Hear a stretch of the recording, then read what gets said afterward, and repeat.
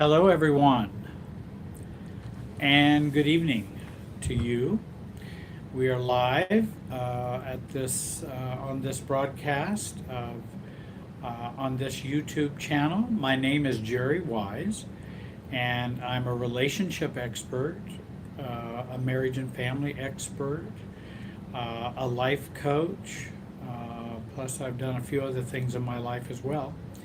And tonight, it's a night about self-differentiation, and we will be talking about probably narcissism and family and narcissistic families. We may even be talking some about calmness and self-differentiation. There's a number of topics that we'll probably be addressing tonight. And let me turn my live on here so I can watch the chat and have that as a part of my experience. Though I am very glad to have Renda Smith being a kind of a co-pilot tonight, a wing person to help me with questions that you may have. This is a live broadcast, so if you watch it later, then of course you can't ask questions. But if you're watching it tonight with me, you can send in your questions and your comments, and Renda will take a look at those, relay them over to me. I've also gotten some questions already from some people on Facebook who sent me some ones earlier today.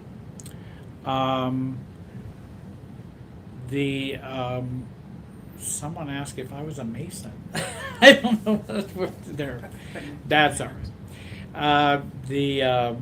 Though actually my uncle was, and so we do have some Masons in the family, but I've never been a Mason.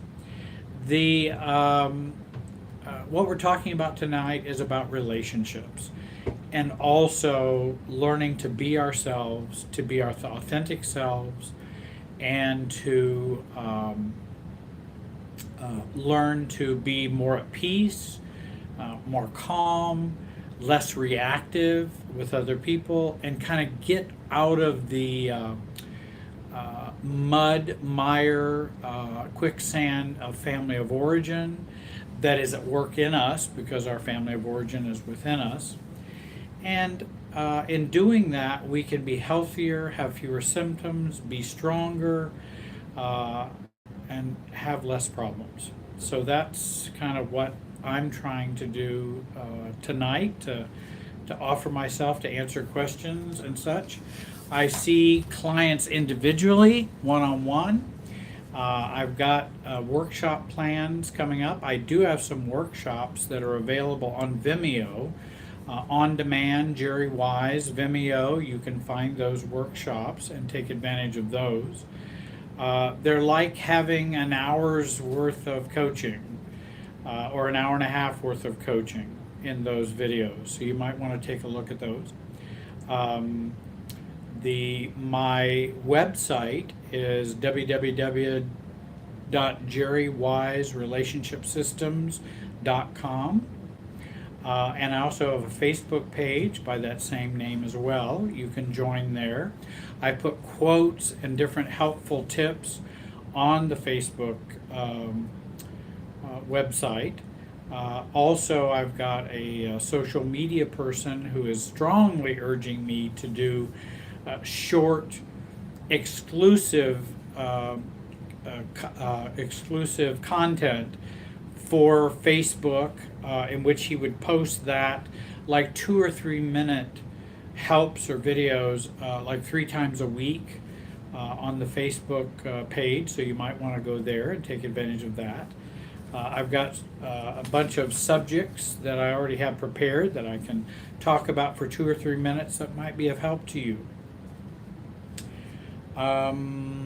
We go for about 90 minutes tonight.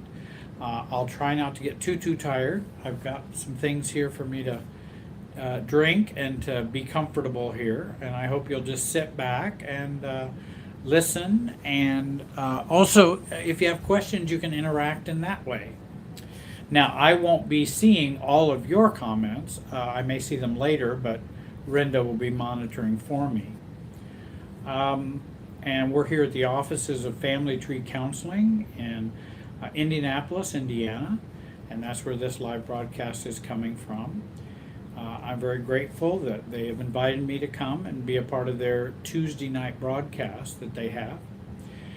I have one, I've got a question sent in. Tia had sent in a question, and I don't know if I can get to all of her questions. She also sent a almost a full page question. I'm not sure I can get to that one tonight.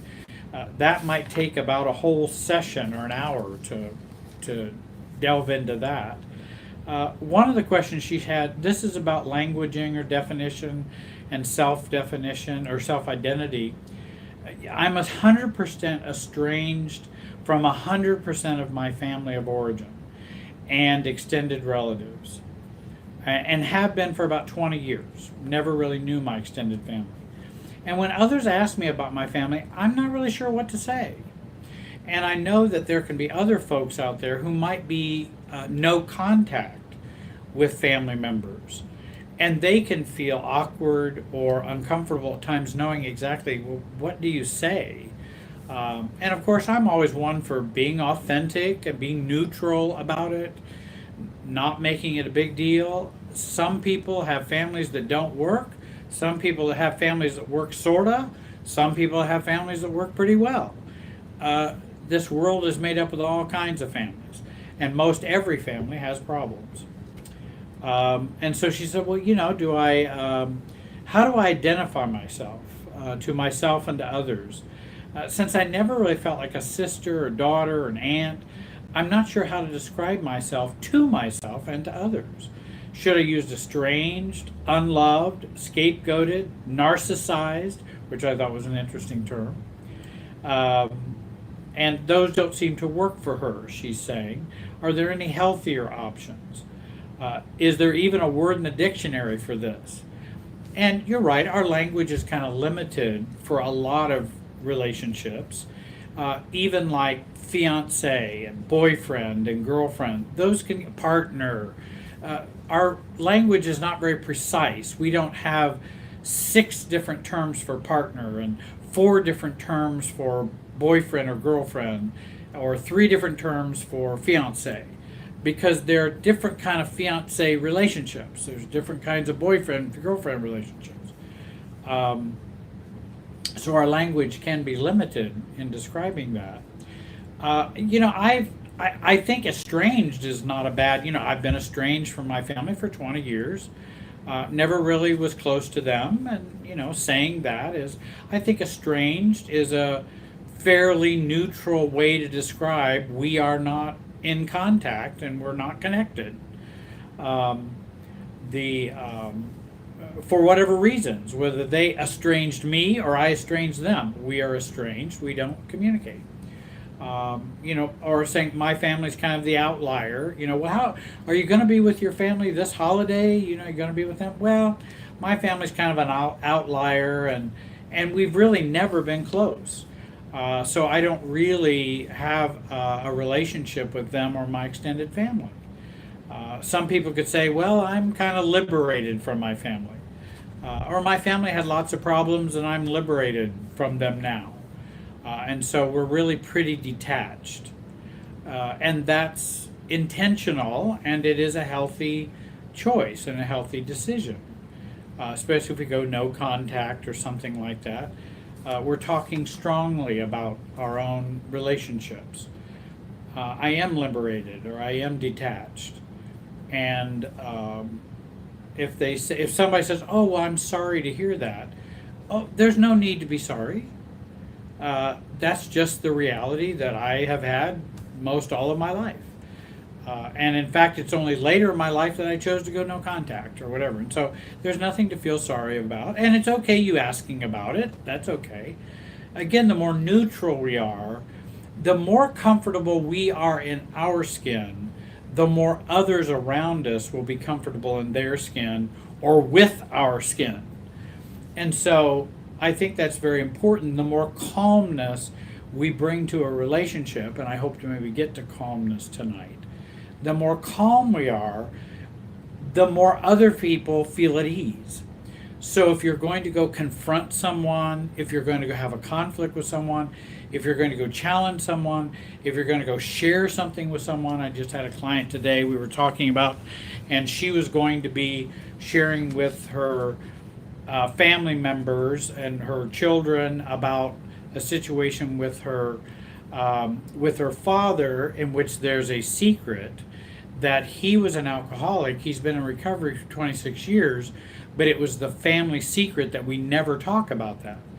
Well, now she has daughters or has children who they may need to know that information. And it's really a real struggle. So if you're going to go present, hey, I want to talk to my children about this family reality and also my reality growing up, and not protecting a family secret, the calmer we are, the more it will be heard, the more it will be less jarring, the more it will be less explosive. So if we come without a whole overabundance of anxiety and reactivity, the better off the situation usually plays out. And that's what I tell people. Remember, it's your responsibility to stay calm. It's not just your responsibility to say the words. It's your responsibility to manage your own emotional state. Now, it's their responsibility to have whatever emotional state they have. I mean, they may flip out, they may be okay with it. That's them. You're on this side of the tennis net, they're on that side of the tennis net. But we are responsible for our calmness. And we should take 100% responsibility for that. Even if we think they're not going to stay calm. And in fact, many times we should probably predict and anticipate they won't. But I think there's a better chance of things working out if if we're able to stay calm first. So again, being honest, open, authentic. If you haven't been connect with your family, hey, some families, good heavens, I mean, their dad's been in prison, their mother was on cocaine, the two brothers are in jail, one committed murder, the sister is bipolar with drug addiction. Some families have lots of dysfunction and problems in it. And we don't have to go through that menu with people that we talk to. Again, we say, I'm detached from my family. And there are reasons for that. But it's fine that you ask me about it. But I'm pretty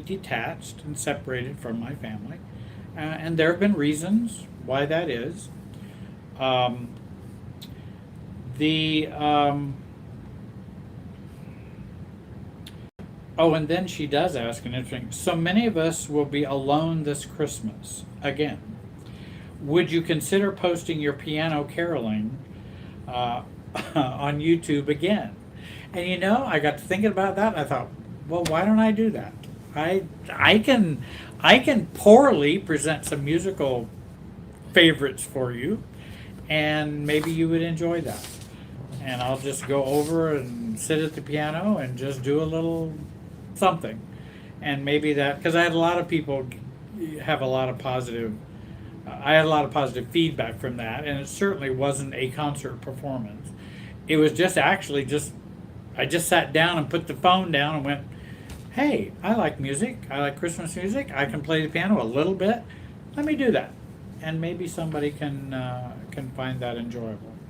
I do have an album that I did back in about 1979, 1980. And for some clients of mine, I have made that available to them. I'm almost afraid to say that because I don't know if there would be people who would be interested in that particular album. But it was many of the songs I wrote myself, and I performed those, and that was back when I did music for a living and was doing music full-time as well as ministry and other things. But I'll consider the caroling.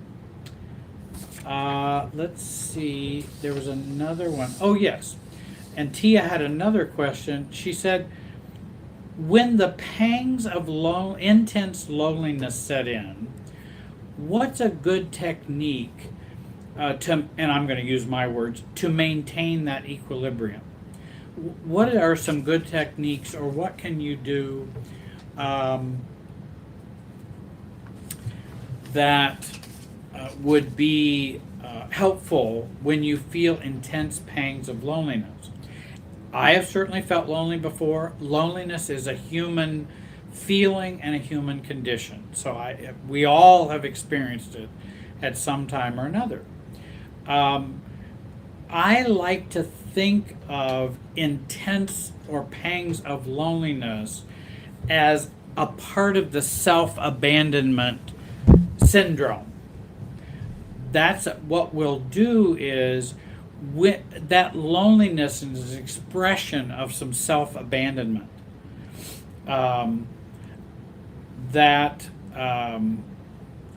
I think it's important that we look at how we are abandoning ourselves when we get into that cycle or those pangs of loneliness. Because there's only one person that can make me feel better. That's me. And what am I going to do about this loneliness? What am I going to choose to do? Are there things, do I have a loneliness plan in place? What kind of loneliness plan can I make so that I plan ahead if I know loneliness is going to be a problem? So we don't want to just let it happen and go, oops, there I am lonely again, because that's more that victimhood and victim-y type of experience. And we want to be self-caring, self-differentiating, and not self-abandoning. And you might ask the question, if I didn't self-abandon right now, because I'm feeling really, really lonely, if I didn't self-abandon, what would I be doing? If I didn't feel really, really lonely right now and have these pangs of loneliness, if I waved a magic wand and I didn't have it, what would I be doing? Then go and do that. And I think that's a way to at least take a look at loneliness.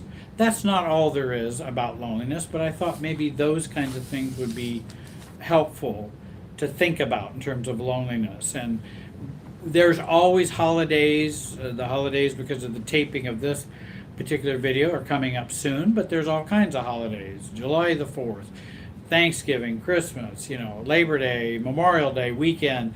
I feel lonely because I don't have any plans for Memorial Day weekend. There's always a way that we can feel alone and not cared about. And what are we doing to do that? Meetings, church, groups, people who have similar interests as me. There are groups online. There are phone groups that you can do by phone. There are lots of things we can take advantage of, and and we don't want to give that power away over to loneliness, and that's us kind of just learned helplessness and throwing our hands in the air. That doesn't mean I don't understand how loneliness can be a problem. It can, and I am caring. I do care about that, and I know what that can feel like. But I also know it's no different than having any other problem. If I'm abusing alcohol or an alcoholic, there's only one person that can fix it. I can complain about it all day, but there's only one person who can deal with that addiction, and it's me. So, I don't know how anybody else is going to fix it for me. Now, I may need to go get some help or ask people. The other thing is, I will tell people, be very careful if you feel too much loneliness too often, then you might check and see if you are depressed. Because if you're depressed, you'll feel isolated, lonely, vegetative, anhedonia, which is no pleasure, which is not, hedonia, which is pleasure, hedonism. You don't have that. You don't have any motivation, pleasure. And if you have too much of that, you might want to go get evaluated for that, because you might feel better and feel less lonely if you were less depressed.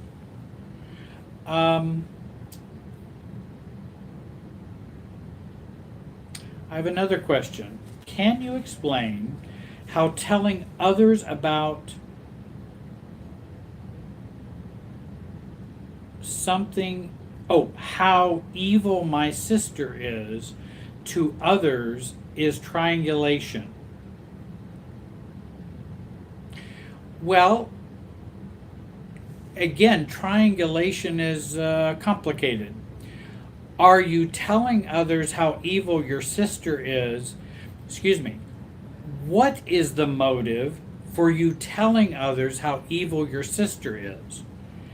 Is it a statement of fact, or are you stating it to either get comfort or for dependency needs for you because you feel sorry for yourself, or you can't address your own sister, so you're going to address someone else and tell her about it?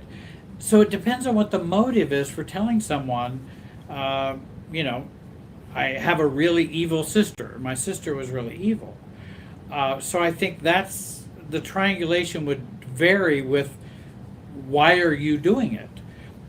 If somebody says, well, are you? It's sister Hallmark Sisters Day today. Are you going to send your sister a card? No, I hadn't planned on doing that. Well, that seems kind of cruel and rude to not do that.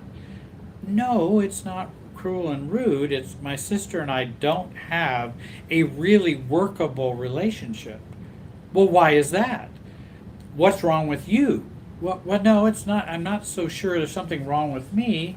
You know, my sister is not the normal sister that you may think of.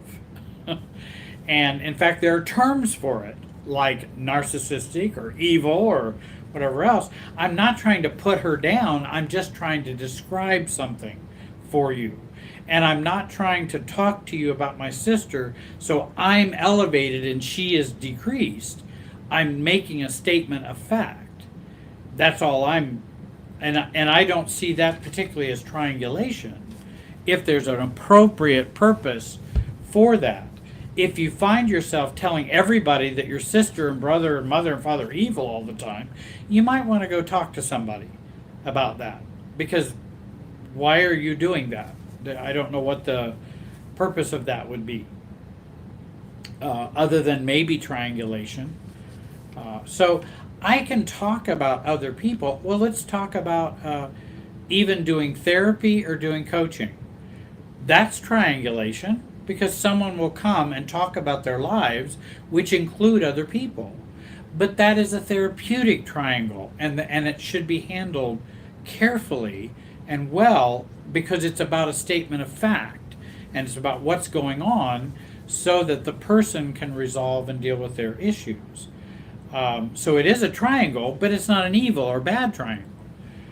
Now, if somebody's coming and all they want to do is trash their family only, and that's their only goal, well, then I'm not going to serve them very well by us doing this. It's not going to be a helpful thing for them or for me. And I might say, I've already asked you your question. I understand what's going on with your family. Are you having some feelings? Maybe you should be talking about those rather than just trashing the family more. What's going on with you?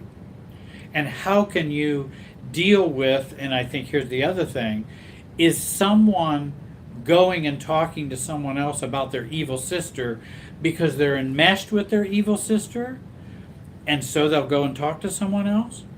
That's another consideration. And by the way, we can be very distant from an evil sister and still be very enmeshed. So, well, I never see my sister. I haven't seen my sister for 5 years, but all I do is tell everybody how evil she is. That's someone who's very distant while still being enmeshed with their evil sister. And that's where I think it'd be helpful to work on that and resolve that. Even though they're going, well, I haven't seen him for 5 years. Well, just because you haven't seen him for 5 years doesn't mean you're not enmeshed. It just means you haven't seen him for 5 years. Because it's an emotional process, not just geographical process. It's an emotional process. So I hope I answered your question. I hope that was the question you were getting at. There was another question Sharon had, and I think it's an interesting question because she writes, Jerry, can you give me some principles for dealing with my grown kids? The narcissistic ex divorced me 8 years ago. He belongs in prison for some of the things he did, but I did not pursue it, so the kids would not have to experience going through this with his dad, who was a public figure since they were in high school at the time. They do not want to hear anything about their dad and what I know about abuse and narcissism and what I tried to protect them from. I get triggered when they judge me. I feel like they are flying monkeys. There we go. I feel like they are flying monkeys, and flying monkeys are people who do the bidding of narcissists, or in which narcissists will utilize for their manipulation or their emotional games. And they are like flying monkeys and believe this false self. I think she means of her ex. I feel competition with his happy-go-lucky girlfriend, who he wants at family functions and my daughter's wedding. Is it realistic and self-differentiated for me to ask that this girlfriend not be at the family functions, or should I be the one who just goes along with what everyone else expects of me? Very good question. And that's a common question for a lot of us. When we have spent years protecting our kids against the reality of what a parent has done, the downside is that there will be some carryover and residual problems that will occur from that. And so when they get older, they may feel more attached to this parent that you have covered for or protected for so many years. And I deal with people every day, with people where these kinds of problems have occurred. And so we're kind of now suffering from our protection of them. And again, everybody's got to decide what they got to do in terms of protecting their kids or not. I tend to lean toward a little less protection. Doesn't mean let's be silly and let's be crazy, but if kids need to grow up sooner, then they may have to grow up sooner. I can help model them if they have a parent who's bipolar, narcissistic, depressed, under-functioning, unemployed, whatever problems are going on, that oftentimes kids already know anyway. And so if we validate it, then they get a chance to talk about it. And we're also not telling them in a derogatory way about their other parent. We're talking factually, not I got an axe to grind. But now if we've done that, and now the kids don't want to have any discouraging words about dad. They want dad to be there. And dad wants to bring his girlfriend and all those kinds of things. While I can understand your discomfort, Sharon, I certainly can understand your discomfort. And it wouldn't be comfortable for me. And you have a right to choose to attend or not attend. I think what I would do, okay, this is your daughter's wedding. Mary, I don't know what your daughter's name is, but Mary, as I talked to her, would you like your dad to be at the wedding? And would you like his girlfriend to accompany him? And if Mary says yes, then it's her wedding. And that's her right to have anybody she wants at that wedding. Even if it's the mistress or the whatever, because we want to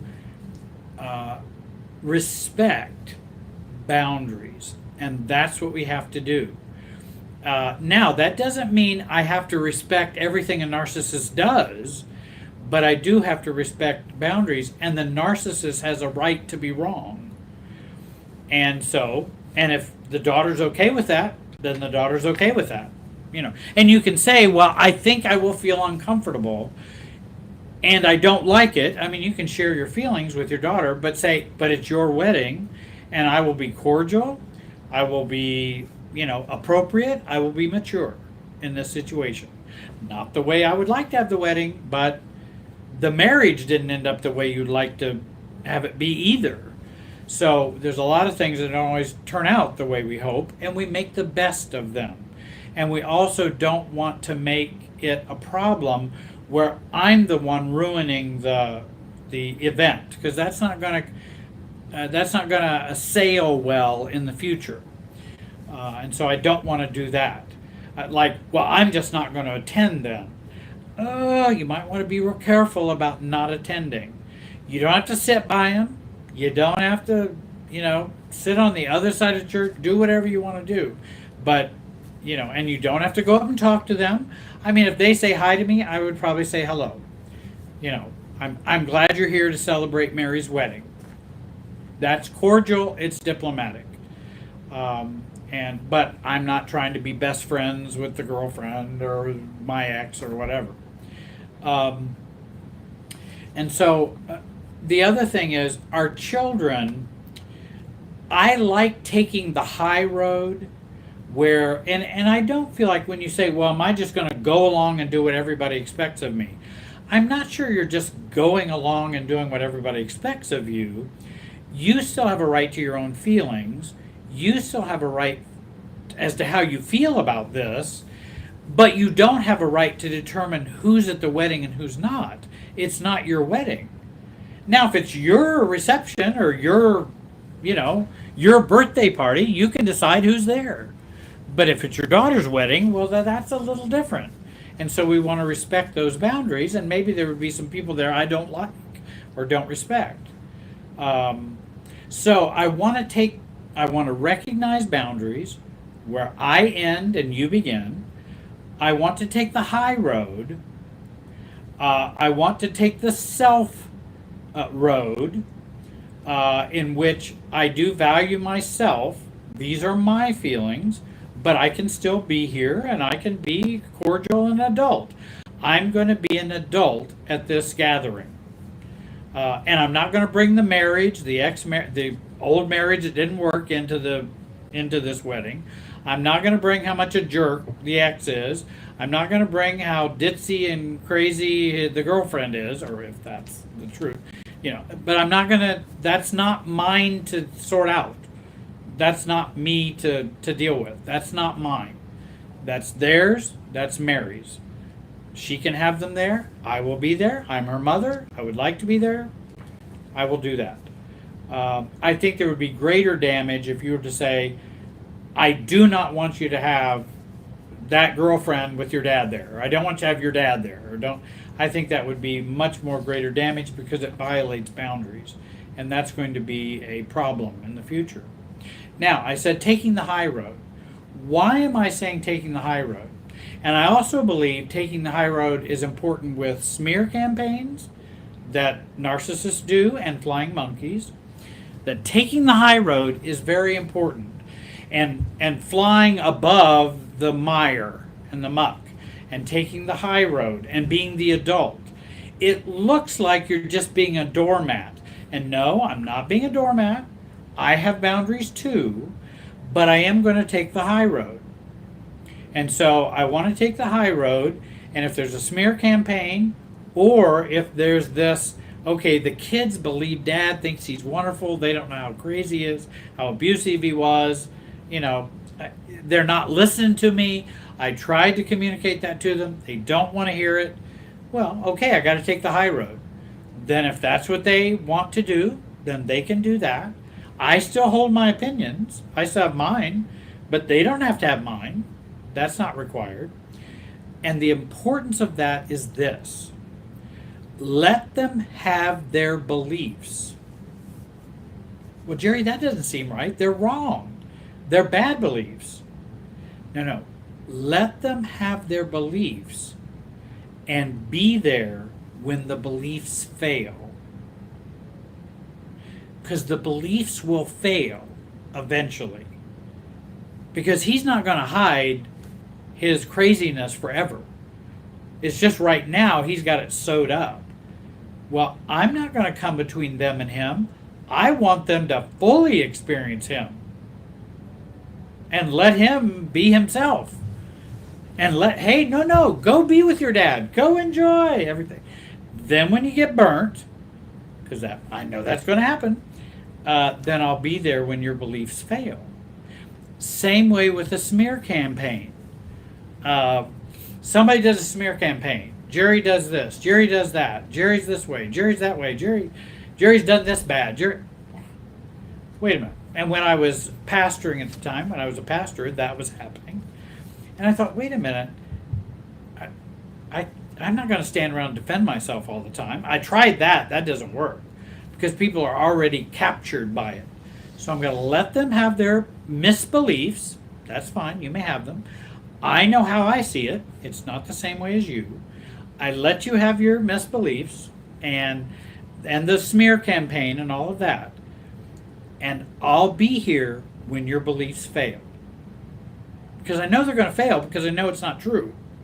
So it's just a matter of time. I may have to wait, but I'm going to let it simmer. Hey, go and believe those people in the church who are saying, go have a meeting, go have slide presentations, go do whatever you want to do. And then when the beliefs fail, you may then kind of see the egg on your face because I know what happened. I know who I am. I know what I've done, what I haven't done. I know what I said, what I didn't say. You can believe whatever you want, but I'm going to let you have your beliefs so that I can be there when they fail. Then you will be more appreciative of me and you'll be more in belief and believe and trust me. If I try to make you not have those beliefs, what's going to happen? You're going to not trust me. Why are you believing Mary who's telling you that? She's just lying to you. You know that's not true. You know, you need to stop listening to Mary. In fact, I don't want you to see Mary because of what she's saying. I look guilty. I look a lack of confidence. I look like I'm worried that she may be true. No. I'm not going to do that. I'm going to say, if you believe what Mary is saying about me, embrace it. If you want to know what I believe about what Mary's saying, you can ask me. If you don't, me telling you is not going to make any difference anyway. Because you're not going to believe me. You're already believing Mary. Mary's already inoculated you. Mary's already vaccinated you. And now you have the disease. Or Mary's already contaminated you. Maybe I should say contamination. And so I can't uncontaminate you. Only in time will you then understand that the beliefs fail and they don't work. I'll be there when it happens. I'll be there. And that's exactly what happened when I was pastoring and a number of other circumstances that have happened in my life. And I decided I'm going to take care of me, believe myself, not defend myself. And, you know, if somebody wants to believe craziness, hey, people believe craziness all the time. I'm going to go on with my life, and etc. Let's see. And I talked about respecting boundaries. Oh, I know. I did want to say one last thing about Sharon and her. If you have the girlfriend, you know, the high, what did she call it? High, happy-go-lucky girlfriend. If you've got the happy-go-lucky girlfriend, and of course that's what happens because the ex and her are all in the honeymoon phase, everything's wonderful, they're having a great relationship. The happy-go-lucky girlfriend, then there's Sharon, and then there's the ex-husband, and now we have a triangle. Or we might have a triangle of Sharon, her children, or Mary, her child, and ex-husband and girlfriend. We may have a triangle that way. I want to get out of those triangles. Mary, if you want to have my ex and his girlfriend come, let them come. You know, they can come. That's up to you. And in the back of my mind, I'm going, And when the beliefs about the girlfriend and your dad fail, I'll be there. I'll be there for you. But sure, have them come. I'm not going to play this triangle. I'm not going to be caught up in it and play the triangled, uh, estranged, or rejected wife. I'm not going to do that. And so, hey, he can have whatever girlfriend he wants. He can have, that's his choice. And probably the happy-go-lucky girlfriend is probably going to get in some trouble eventually anyway. I mean, the relationship is all not rosy. It's not going to be rosy. And so when the beliefs about that relationship fail, I'm going to be there. And I'll be there. And I'm not going to exploit it. I'm not going to say, well, I told you so. I'm just going to go, I'm sorry to hear that you've come to realize your dad's a narcissist. And he's crazy and abusive, and I'm sorry that has happened, and I'm sorry you feel that way. I don't have to be exploitive. If I'm exploitive, then I've got a bone to pick. I got a dog in the race. I don't want a dog in the race.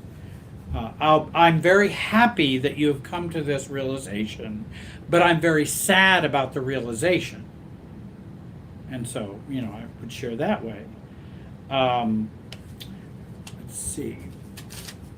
Someone says, ramps up, hangs up on me if I say something they don't agree with, and I refuse to be controlled. Okay, Jackie's got a question. What should I do when someone constantly hangs up on me if I say something they don't agree with and I refuse to be controlled? Now, I don't know who this other person is, and I don't know what your relationship is with them. You're right. If someone I think what I would try to do is, I'm 64 years old. I think I would begin to think about, as a 64-year-old man, and Jackie, I assume you're not a 64-year-old man. You might be a 30-year-old female. But whatever adult age you are, I would take your age and go, hey, I'm a 64-year-old man, and how would I like to handle this pattern and this relationship with, or I can use a technique that what would Betty do? And Betty's the neighbor. If Betty is my neighbor, and actually Carolyn's my neighbor, what would Carolyn do with this person who's hanging up on her all the time? What would she do? I want to take it out of my enmeshment with this friend and go, what would be a good response for that? And so I think about, what would a 64-year-old man do to deal with this person who's hanging up on me? I would probably say, hey, Marjorie, I notice every time I say something you have some disagreement about, you hang up on me. And that seems rather intense or disrespectful, or I don't know. It does not feel good at all. And I wanted to convey that to you, that I'm not happy about that. And my concern is, if you continue to do that, then maybe we should correspond rather than do phone. Or maybe we should see each other face to face, or because I don't enjoy being hung up on. I'm not trying to cut off from you. I'm just saying that doesn't work for me very well. Do I say such things that make you so upset that you'd want to hang up on me? And if that's the case, this may not be the relationship for me, because I'm not trying to make you upset. At least that's not what I believe I'm trying to do. But I just wanted to share, I wanted to come to you calmly and share this concern. And that if it keeps happening, I'm going to have to reassess the phone conversations that we have. And I don't care whether that's a parent, a sibling, whoever. Then we need to communicate in a different way. Then let's do email. At least it's harder to hang up on an email, or a text. but I don't like being hung up on. And if you're unhappy with if you're unhappy with what I've said to you, then you can let me know without hanging up. You can say I'm feeling unhappy right now, or I'm not, or I don't agree with what you said. You know, you can always disagree with me. And in fact, I would even share with you, please feel free to disagree with me. Disagree rather than be upset.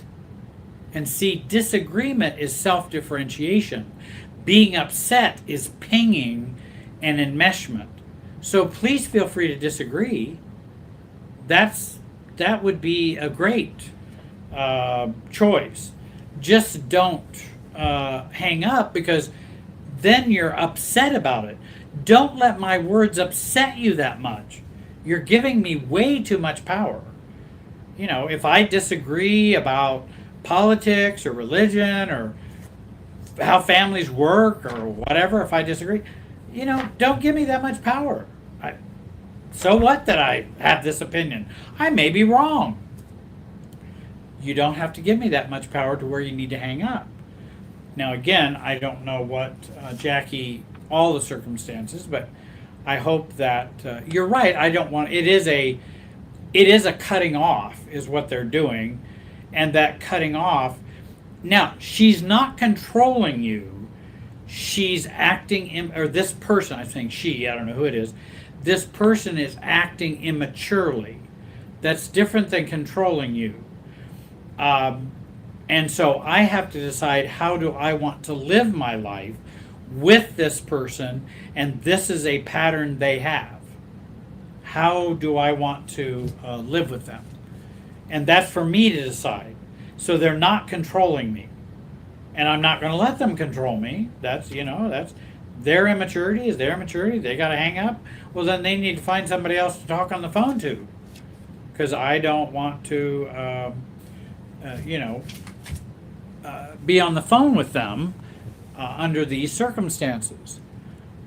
And I'll check our time here, because we had 90 minutes tonight. We've got like 43 minutes left.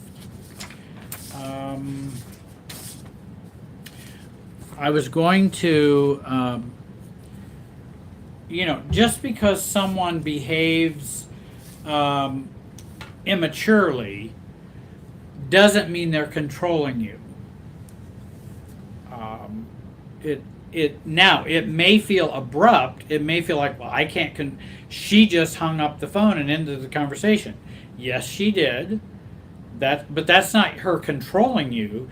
That's her being immature, or him being immature. And so I need to decide, given this person's immaturity, what kind of relationship do I want to have with them? What's the nature of it or the shape of it? If it's someone I'm going to continue to have a relationship with, like a parent or something like that, then I need to go, okay, what am I going to do in the future?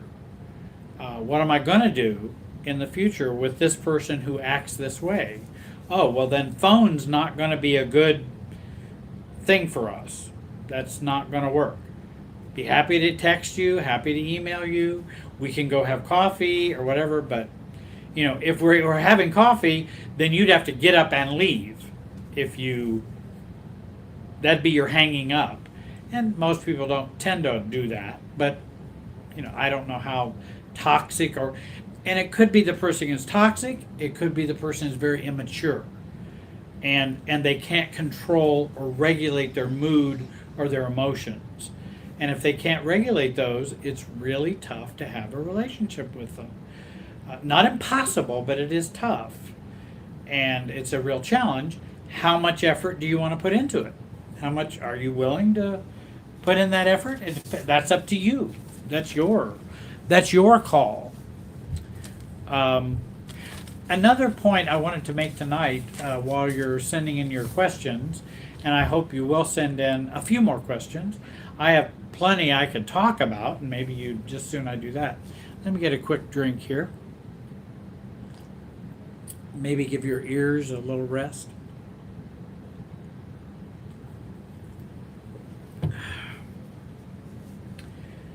The I was just talking to a client today, and one of the things we were talking about was how dysfunctional it is to apply normal rules of relationship and family relationships to abnormal or dysfunctional families or relationships. And oftentimes we will do that. And I think what I think of as self-differentiation is when we can know when to apply normal rules and know when to not apply normal rules to relationships. Let me give you an example. Two parents, one is alcoholic, one is malignant narcissist. Okay, normal rule, and let's talk about a Christian rule or whatever. Honor your father and your mother. What should you do? That's the norm. That's what people talk about, honoring their father and their mother. It's one of the 10 Commandments.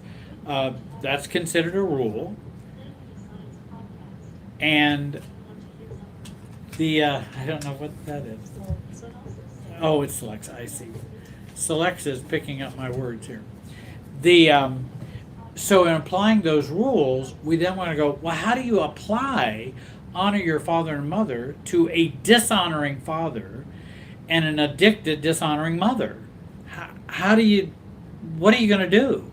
Oh, well, I should just be a doormat and go pay for all of mom's alcohol and be a doormat for all of dad's narcissism, and that will be honoring my father and mother. No, that's applying normal rules to an abnormal relationship or situation.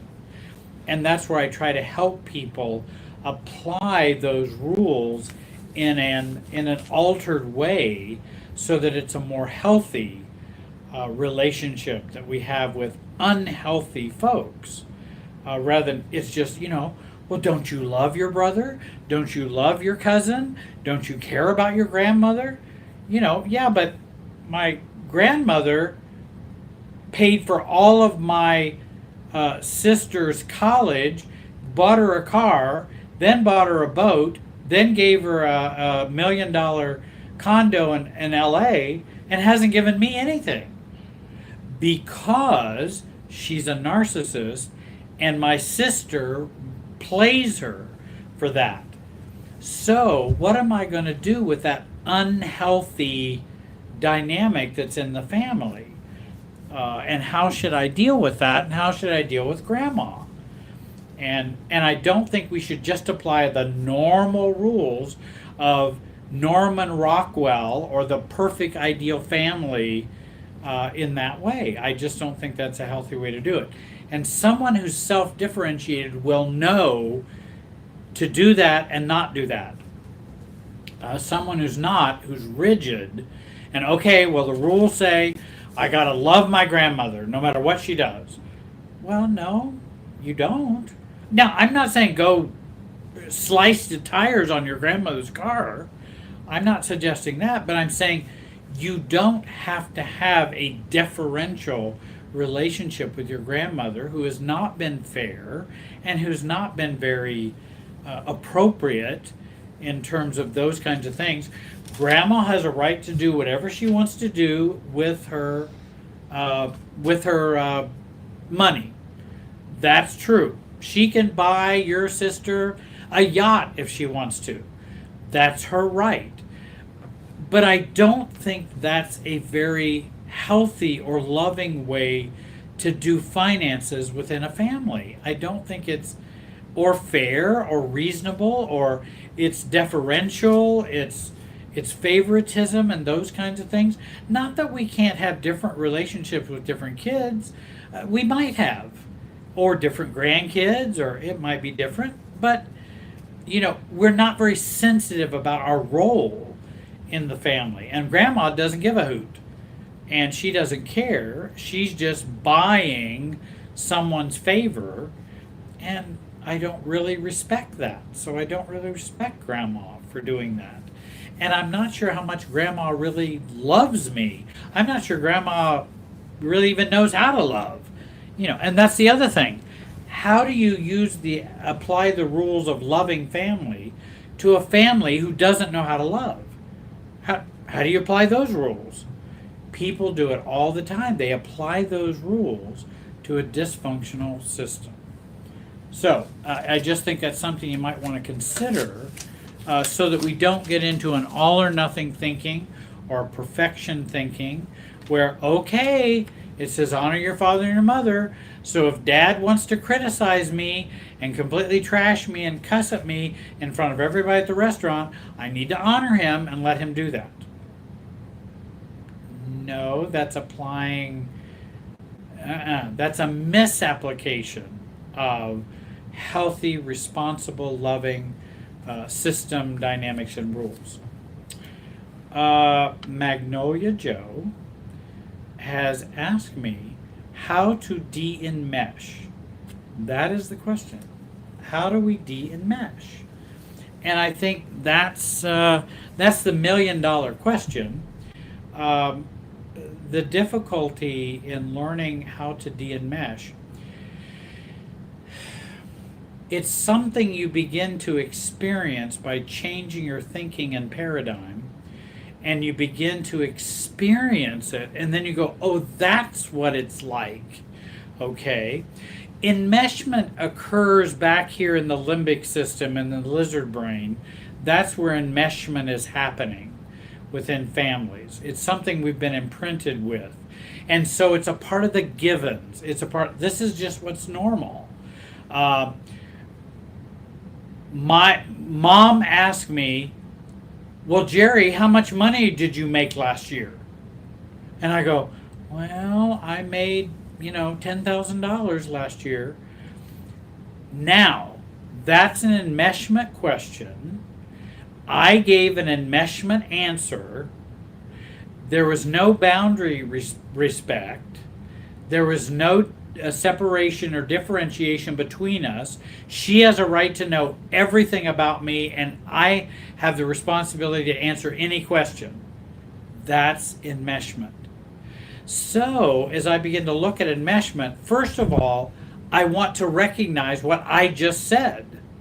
That I begin to learn that, wait a minute, there is enmeshment going on. And I talked to a gentleman today whom they had been to marriage counseling. They had been to individual counseling. They're still unhappy with their relationship. Very highly functioning, highly educated people. They're not even bad people. They're good people. They're good people. They just have such a hard time with each other. And this was the first time I had met with him, because he said, I want to try this. And my wife had watched your videos. She thought they were really helpful. And she thought they might help us or help me. This is the husband saying. And so I wanted to try, but I'm not real confident about anything happening because I've read self-help books. I've gone to therapists. They've told me to do. We've done all kinds of stuff. And it doesn't seem to change anything. And I said, I understand that. That can happen. And I'm sure the people you work with were trying to be of help, and I don't doubt that they cared about you. But we got to talking today, and as he was describing these problems that he was having with his wife and the relationship, one of the things that just jumped out at me was these people are enmeshed. They ping each other way too much, way too much, to the point they can't have. Well, I'm not going to go into all the details, but they ping each other way too much. And I thought, wow, so did anybody tell them about that they were pretty enmeshed as a couple? Because they considered themselves very separate or distant as a couple and not close enough. And I was telling him, I think you're over close, which produces the separateness feeling. You're over close. And I gave him the examples of what I heard, and he said, no one's ever said that to us. And he says, that makes more sense than now I can understand our relationship differently. If we're actually over close, And he's a very smart man and a consultant and consults on a very large level across the world. And he said, no one's ever framed it that way. That is what we're struggling with. So since we didn't formulate the problem well, you're not going to come up with a very good answer, he was saying, as to the previous work that he had done. And so now he's saying, oh, so if we're able to get some more distance from each other, or separateness or detachment, we might be able to actually be closer. Yes, because it's paradoxical. And he goes, gosh, I think we could probably do that. He said, I think I could. Now, he said, I know it won't be easy. He said, I know I got my own family of origin. She does too, and we got all kinds of issues. But it gave him hope that, hey, wait a minute. Enmeshment is something that can be identified and then worked on. For example, when you argue all the time, and they argue all the time about nothing, and they both agree it's about nothing. They're not saying we're arguing about anything important. We just do that. And I said, well, do you know why you do that? And I said, I do have a couple videos on arguing. People will argue because they're too enmeshed, and arguing all the time pushes some distance between the two of you. So it's a way to kind of get some space. If you weren't as enmeshed, you wouldn't have to argue so much. It wouldn't be necessary. You wouldn't need it. So argument is a symptom. Not being able to have sexual intimacy is a symptom. Not being able to have needs met are a symptom. They're a symptom of something that's underlying, like enmeshment, or these kinds of things. And so now, to answer, getting back to the question, how do you de-enmesh? Then that's the experience of learning systems theory, learning systems way of thinking, working at gaining a 30,000 foot view,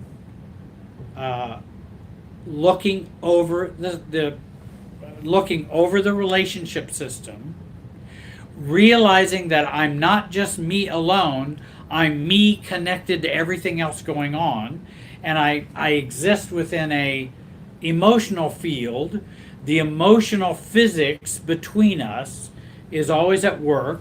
Or I used to, a long time ago, I used to talk about how we all had rubber bands on. And everybody has a rubber band on, and their rubber band is connected to everybody else's body. And so every time we move, just like in a mobile, that hangs, you move one part, it shifts all the other. That's systems thinking. If we can start to think that way, just to think that way, just to start moving to a 30,000 foot view, we begin to get more de-enmeshed. Let me give you another example. Practicing de-enmeshment, which is also selfing, having a self. So when mom asked me, well, now, Jerry, how much money did you make last year? I'm going to begin to de-enmesh. Mom, I know you're curious about that, but it's really not a topic I'd like to discuss today. Actually, ever, but today, there's no reason to. Well, why are you being so sensitive about that? You're always being too sensitive. I mean, that you've probably all experienced that. Why are you being so sensitive about that? No, I'm not being sensitive. I'm just making a choice. And my choices or preferences, I don't really want to talk about that. It really doesn't matter. Well, I'm just asking. No, I know. You are asking. I don't doubt that. I knew you were asking when you were asking. But that doesn't mean I want to give an answer. It doesn't mean it's a topic I want to discuss. No different than, well, Mom, how are your hemorrhoids? I may want to know, but that may not be the best. Why are her hemorrhoids my business? Now, if she needs my help or needs me to go get some hemorrhoid cream, forgive the illustration, but sometimes we got to laugh about things. that I'll go get the cream for her. But I'm not going to say, well, how are your hemorrhoids doing? I don't need to be in her life that far. You don't need to be in my life that far. We need more separation. We need a tennis net between us. And that doesn't mean I'm cold, uncaring. And in fact, if my mom would say, hey, Jerry, I'm really suffering, could you go get me some medicine for my hemorrhoids? Of course I would. No problem.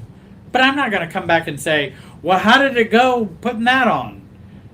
That's not for me to do. I need to be respectful and respect boundaries. I also want to be respected and respect boundaries for me. I don't want to discuss how much I made last year. That's just not something. Well, I don't know why you're being so sensitive, and you told me last year. Mom, I did tell you last year. You're absolutely right. I've just chosen that I'm not going to do that anymore. I just chose to do it. Well, why? Gosh, I don't know. I just don't want to. It's a preference. I just don't want to. Yeah, but why are you being so secretive? I'm not being secretive at all. I just don't want to. And that's not a secret. It's just I don't choose to. And so now I'm starting to de-enmesh. If I can do those kinds of strategies and begin to have boundaries, not answer questions I don't want to answer. When someone pings me, for example, and and if I notice how much I am pinged by somebody, in fact, I think it seemed like, or one of the questions was how much the ex, or how much someone would. Oh, I know. She did say this is a good. In the question, I think it was either Sharon or Tia, and I remember I was gonna mention that. Let me know. Oh, here we go. It was Sharon's. Great question. And she says, for all those years I tried to protect her kids from the narcissist, and I get triggered when they judge me. Enmeshment, triggering is enmeshment. Triggering. Now, I realize we can be triggered from our past circumstances and trauma and things like that, but it also has an enmeshing factor. I don't want to be triggered by the kids. If they're going to judge me, I can say, I don't appreciate that. That feels judgmental. I'd ask you not to do that. But I'm not going to give them that much power. And that's a part of de-enmeshment, is when I take that power I keep giving away, which is the enmeshment, and start keeping it over here on this side with me. I'm not going to give the power to the kids to trigger me about that. My kids are going to be judgmental. Such a shame. So what? Of course they are, because they grew up the way they grew up. They have to protect their dad and be negative towards you. That's what the way it has to work. It's not personal, it's the system. And so I can take my power back and go, okay, well, that's what they want to think. It's a shame. I'd like to have a better relationship with them. I can even tell them, I'd like to have a better relationship with you. But it seems like judging me seems to be more something you'd rather do. But I'm going to go on with my life, and I'm going to let the judgment come to here and then drop down. I'm not going to absorb it. I'm going to observe it rather than absorb it. And that's a big key for de-enmeshment. And de-enmeshing is don't absorb, observe. Watch, listen, think, hear, smell, but don't absorb. And just go, and take in all that emotionality, because then we're taking in all that system, those system feelings, and that system stuff that's in the system. I don't want to be ruled by the system. Family of origin system, the family of origin system in me, the system between me and my boss, the system between me and my spouse. I don't want to be ruled by that system. I want to be me, a self-differentiated 64-year-old man. That's who I want to be. And so I want to work on absorbing rather than work on observing rather than absorbing. Oh, Annie asked, does enmeshment develop because of a lack of boundaries? Enmeshment is a lack of boundaries. And it's a lack of respect. It's a lack of knowing where I end and you begin. And we learn that growing up.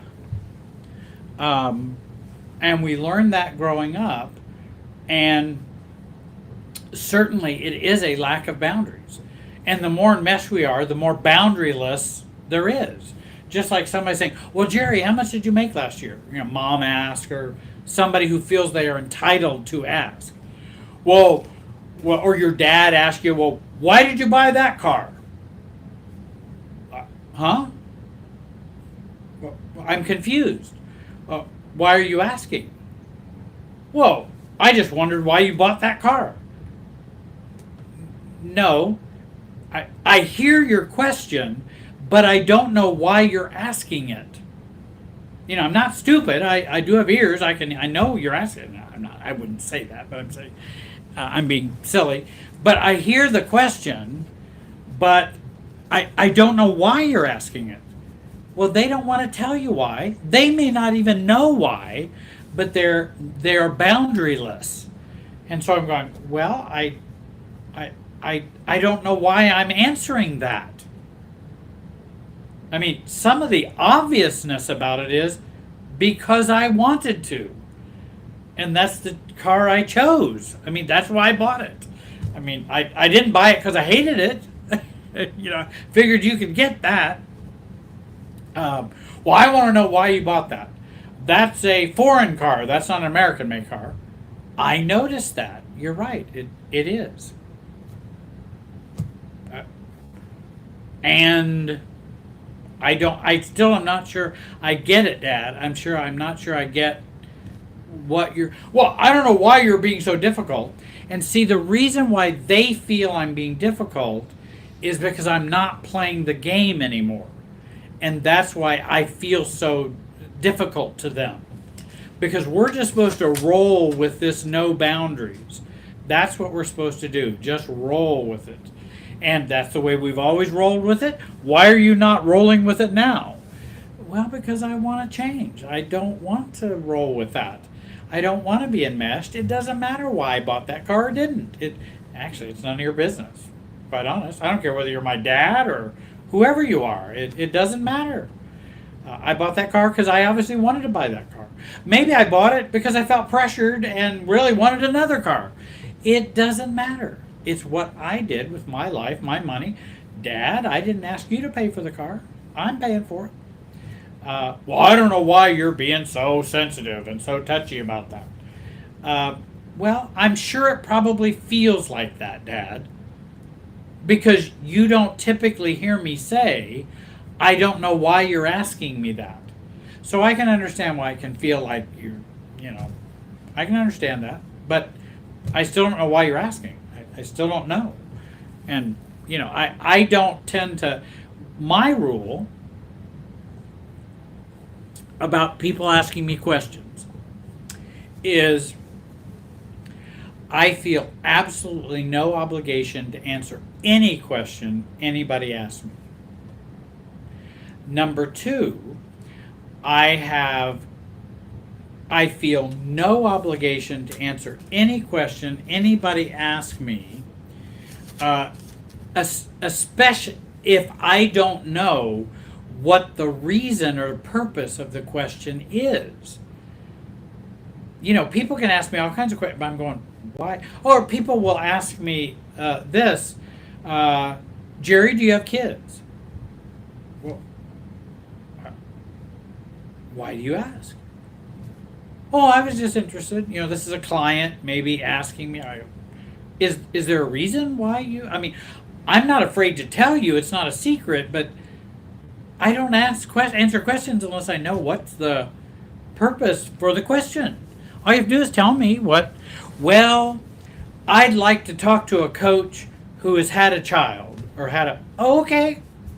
then I'll be happy to tell you. No, I don't have kids. Yes, I do have one son. Yes, or whatever my answer is. I mean, I do have one son, but that's, but I don't have to answer questions. I don't know where they're out of the blue. I don't, it's okay for me to ask them, where does that come from? How should I understand that question? And so I have those kind of rules about questions. And just like when Dad asks you, well, why'd you buy that car?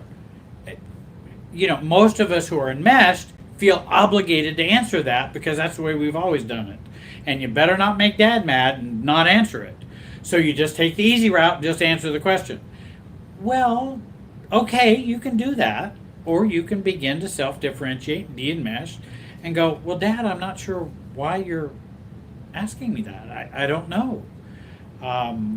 Is there a reason? Are you upset I bought that car?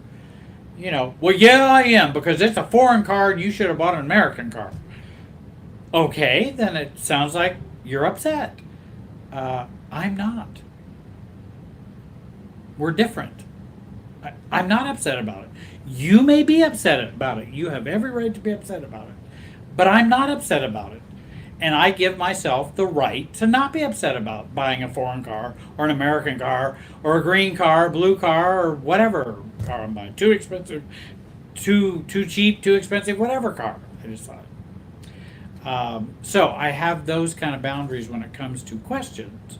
And I don't try to give people a hard time about it. I just inquire as to, well, is everything okay? Or is it upsetting to you? They go, well, why did you wear that red sweater? Can I ask, you sound upset that I'm wearing a red sweater. Well, I am. I don't like that. I don't like that company. Or I don't like that. Oh, I didn't know that. I wore it because that's just what I picked out and wanted to wear. But it sounds like it's upsetting to you. Well, it is. Well, then you are upset. And I acknowledge that. I am not. It does not upset me to wear this red sweater. We are different. And so I don't have to defend myself and say, well, I thought it was a nice sweater. It's expensive. It fits really well. It looks good with this shirt. I'm not going to go into all that defending. When you're defending, you're enmeshed. That's another key. If you're defending, you're enmeshed. Stop defending and start differentiating. Start saying, I'm different. Stop giving all the reasons and rationale and reasons for things. Start differentiating. Well, I don't see it that way.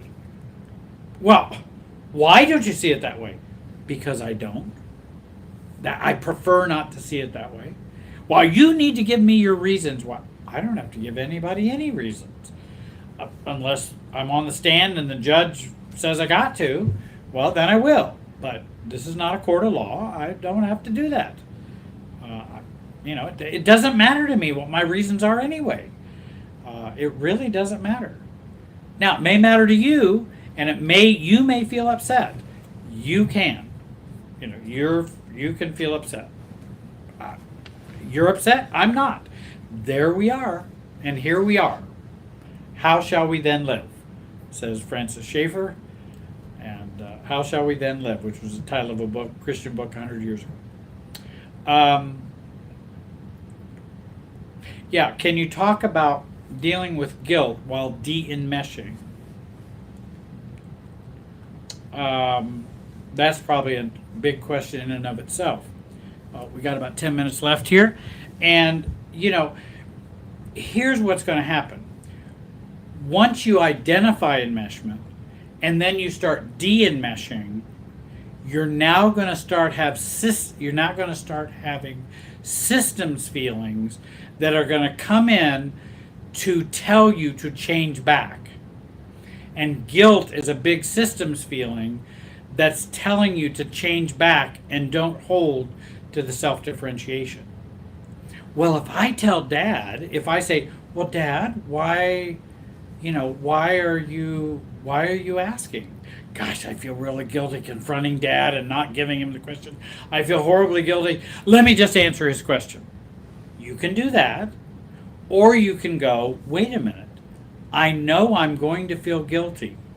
Guilty is going to be a false guilt that occurs so that our system remains like it always has. And so it keeps me from self differentiating. So guilt has to come up so that I will change back and be the way the system worked.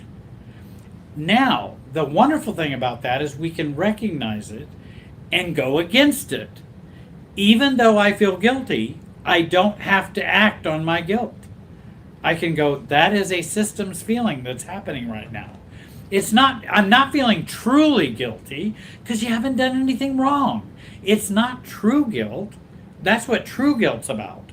This is false guilt. This is systems guilt, a systems feeling that's there to keep you in line. I'm not going to live by keeping me in line feelings. Guilt, shame, abandonment, rejection, much of that is systems feelings. I'm not going to live by those because they're not my real feelings. They're feelings that are supposed to be there, so I will conform and behave and do what the system requires. And so in dealing with the guilt, that's one way to deal with that guilt, is to take a look at it as a systems feeling. It's not true guilt. Tell me, what are you doing wrong? By saying, well, I don't really know that I want to talk about my income from last year, Mom. Now I feel guilty. Well, what did I do wrong? I didn't do anything wrong. I changed the system or the pattern. I didn't do anything to wrong anyone, but yet I still feel guilty because it's a false guilt. It's not true guilt. Now, if I steal your wallet and feel guilty, that's a little different. That may not be such a systems feeling. Maybe we are created to have some healthy guilt. And in fact, I think I remember teaching years ago, like the six different types of guilt. There are like spiritual guilt, real guilt, false guilt, societal guilt, familial guilt. There seems like there's one more. Might have been, I don't know, even demonic guilt or something like that. But 6 different types of guilt. So there's not just one guilt. So if we can see guilt in a broader perspective, that can help us feel less guilty and recognize what's going on.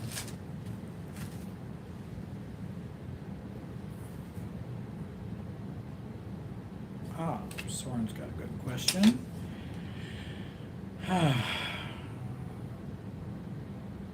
Yeah, well, both of those are good. Soren asked, here I feel compulsive when it comes to changing others who are making self-destructive choices. How do I kick the habit? I think it's rescuing behavior. Well, sure it is. I mean, that's what. And one of the things I found as a big rescuer with a capital R and a big codependent with a capital C, which is me, that what I found was the more I have not resolved my own self-destructive choices, my own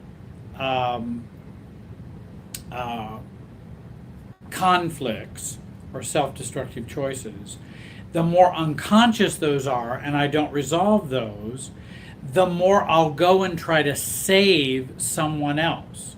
Because in some ways, when I'm saving someone else, it's often not for the deep purpose of them. It's for the deep purpose for me. That's what codependents do. I'm saving or rescuing you for me.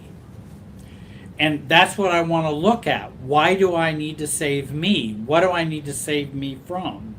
Because I'm doing this acting out behavior with others and rescuing and saving, when maybe I need to take a look at what are my issues I haven't resolved. That's one way of thinking about Soren. It is rescuing behavior. If I am over-functioning, which is rescuing, right?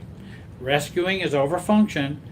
If we're over-functioning, we're enmeshed. Why am I enmeshing with this person? Well, why am I doing that? I remember when I had, people would come to the church And many of them would be, maybe addicted to alcohol and drugs and all kinds of things. And they would come and say, "Oh, I need money for gas or rent or whatever," but actually it probably was for drugs or alcohol so often. And I'm going, gosh, and I felt guilty because I wouldn't help them because I needed to overfunction. And how should I say no? I shouldn't say no to anybody. But actually, then I began to realize, wait a minute, they're playing me, and I know they're playing me. How can I deal with them in a way if they're playing me? How can I be strategic in a non-hurtful way? Well, take your lying butt out of here and I'm not giving you any money for drugs and alcohol. No, that's not loving. That's not caring. They have problems, and addictions are an illness, and I understand all that. But that doesn't mean they can go from church to church to church and just get money, to go use. That doesn't seem like a wise. We have a very strong rescue mission in our town, very, very strong. I know they can get help there for anything. And we contribute to that, and the church would contribute to that. So I'd come out and I'd go, well, and I felt very enmeshed with them just by them asking me to help them. And that's a good way to enmesh somebody. Oh, I need your help. That's an enmeshment move. Poor me, I'm a victim, That's an enmeshment move. We're trying to pull somebody in to us. And so I didn't want to get pulled in, so I would go out and they'd say, "Oh, we've been having trouble. We got kids we got to feed. We got da-da-da." And I go, "Really? That's awful." Well, we're having a hard time paying for a new roof on this church. And, tithing is down. It's been a real mess. And, I think I'm going to have to get a pay cut, and it's just been really, I'm taking a one down position so I'm not over functioning. And then they get tired of hearing my woes and go off looking for another victim or another people that they can, manipulate. And I figured that's a better way to handle that kind of, where someone wants to pull me in to enmeshing with them and over functioning. Wendy writes, "I just found out I'm an empath. Someone who feels very acutely in the interaction and relationships with other people." That may be not the best definition of empath, but at least somebody who's very empathic, feels other people and that sort of thing. Would it be difficult for an empath to be able to stop the enmeshment? I believe, and that's a very good question. I think that someone who's an empath needs to even more be on guard about enmeshment.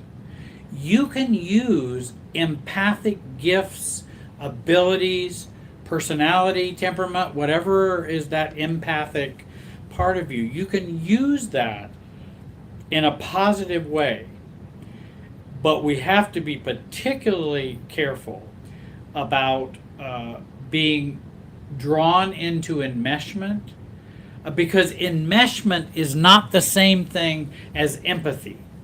Enmeshment is over empathy. And so we can be pushed to over empathy, and I don't want to be pushed to over empathy. It's okay for me to be empathic. You can be an empath. But also you want to be mature and be, let's say in my case, a 64-year-old male empath. Okay? I'm that. How would I handle the feelings I'm having as an empath regarding this person or interaction or pattern? Am I going to use my wisdom, my knowledge of systems, to handle it in a mature, self-differentiated way?